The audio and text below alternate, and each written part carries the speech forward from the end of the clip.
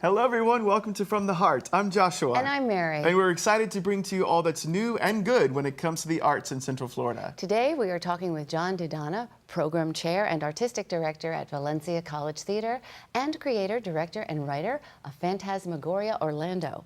We look forward to learning about John's artistic journey up to now. Welcome, John.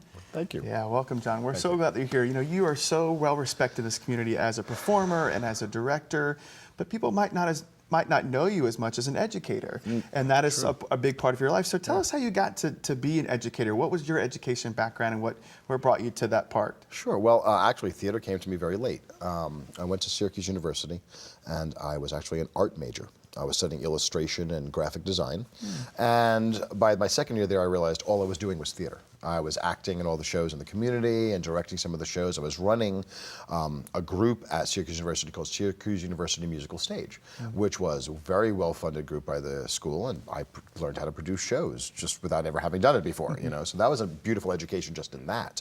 I switched over to theater management at SU. I wanted to learn that side of it, and then I went on to grad school at UNCG, where I got my master's in acting and directing, and so that's really where I got the meat of that. And then I came right down here. I graduated from UNCG. I came down here to work on the TV shows that were being done. I worked on Swamp Thing and Superforce and all those early ones. And even early then, I started getting jobs as a teacher. And my first ever teaching job was with Valencia College, where I am now. And I taught acting and a couple of history courses and didn't really love it at the time. So I did it maybe for about 2.5 years, and then I just kind of dropped it. And I said, well, that's not for me. I'm never going to do that again. And then one of the heads of the department at Seminole State called me and said, Bobby Bell, he called me and said, John, I need your help. Please take a class. I'm like, no, I do not want to ever teach again as long as I live. Why did you say no? Why did you not like it? Because I didn't enjoy it the first time, because I wasn't ready.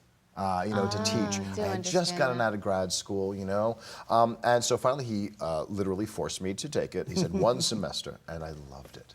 And I kept going back, and then I was adjuncting at a lot of the different schools. I taught at Rollins, I taught at Valencia. What'd you love about it? The students. Let's just be honest. The students. They keep you on your toes. They teach you much more than you could ever teach them. And that's why I loved it, you know. And then a couple of years ago, about 5 or 6 years ago, you know, I was asked, hey, are you going to put in an application for the full-time job? It's going to be eventually the program chair. And I went, no.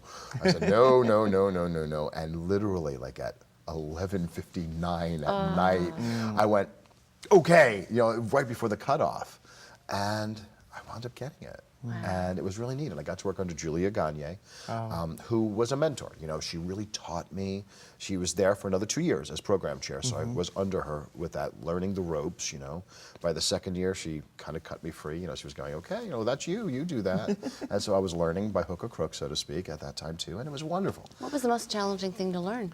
Administration, assessment, paperwork. All those fun it's the things. stuff, For the artist in you. and it still drives me crazy, but I've got so many guiding hands who help me. You know, they hold my hand and they take me through it. And the beautiful thing is that they really support. One of the reasons I was brought in was because of my ties with the community. So it's for the other reasons that I was brought in there, not just as an educator, but as a director and as a community member. And I remember one of our outgoing program chairs from another section of theater said, I want you to build bridges with the community. And I said, great. And so that's what I've been spending the last couple of years doing. We've been bringing a lot of artists in to Valencia. We hired a whole new staff of teachers. We have Aradana Tawari from Mad Cow who teaches there, Tim Williams from the Shakes who teaches there. Bobby Bell, the man who started me doing it again, has come on as an adjunct and teaches for us there. So we've reached out to, you know, those working artists in the community, and we've developed a lot of different programs for Valencia. We want to see it become more of a conservatory. You know, it's only a 2-year college. We know that. You know, we're not trying to masquerade as anything else, but we're really trying to create an immersive acting, learning environment for our students. So a couple years ago, we started a thing called Valencia Acting Gym. This was essentially one Saturday. I left my acting class, because I teach Saturday morning acting class. So I left and I said, hey, I'm gonna go get some coffee. If you guys are still up here when I get back, we're gonna do something. I came back and they were all still there. Wow. And I said, okay, what are we going to call this? And we all talked about blah, and we decided we were going to call it Valencia Acting Gym, a way to work out, a way to kind of just each week explore something new. Well, that's been going, straight through. We have, sometimes I'll walk in, there'll be 40 people there. Sometimes I'll walk in, there'll be 5. And we just work. It's everything from monologues to scene work to improv to getting outside gigs. We train the Orange County sheriffs. We work with them on scenario trainings. Wait, they do scene work? Yeah, well, they do in a way. What we do is Improv, really? we get brought in to do scenario trainings with them. So if you have to have a live, if you have to have like a live active shooter scenario, we come in and we're the people they have to protect. Oh, that's So at any given time, it's wonderful because we're doing this thing and there's hundreds of bullets going over our heads. It's kind of frightening and immersive for the students. Acting class himself. Yeah, this is well, and it's immediate, and that's the beauty of it. We train medical professionals at Nova Southeastern. We recently spent a month at UCF training their social worker students. Because in other words, we go in and we're like, hey, I'm a student here and I need help. And the social workers have to help us, that kind of a thing. So this has started with that one day where I just got some coffee, and came back up. So we've got that going for us. You were just inspired to say that? Yeah, because I'll tell you why. We don't have office hours.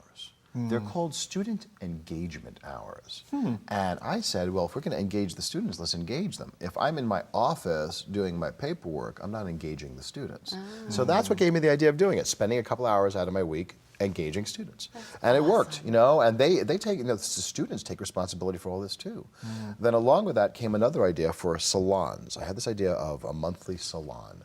So at the beginning, I just called it John's Living Room because I would invite my friends to come over and talk. So I would have the Shakespeare Festival coming over, or Beth Marshall, or different people.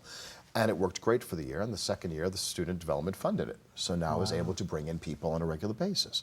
So we've had everybody from the heads of Universal Studios in to the new people from the Dr. Phillips come in and just talk to the students and teach them about what's going on in the community. And then we began a workshop series. So we have a workshop where we bring professionals in, and they train the students. We do free workshops. These are open to both the students and the community. All of this is. And so that's another way of building those bridges. So at any given time, you'll have 60 students sitting there listening to a salon and 30 people from the community. And they all get to meet each other.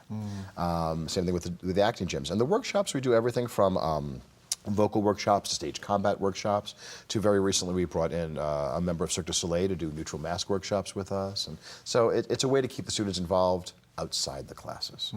I hate that we're out of time. Oh, wow. Although, Already? If you write a book, it's got to be called Building Bridges. You can have it. Yes. And it sounds like you're doing a great job of what they brought you in to do, is really connecting the community to education. So, job well done. Before we go, you mentioned that people can get involved even if they're not students. How would they contact you for that? You can get in touch with me directly at Valencia, jdonna at valenciacollege.edu, or you can visit us on Facebook, the all-purpose communicator, right? Valencia Acting Gym. Join it and see what we're doing on a weekly basis. Fantastic. Joshua and I will be back shortly for more conversation about the future of Valencia College Theater and Phantasmagoria Orlando from the heart.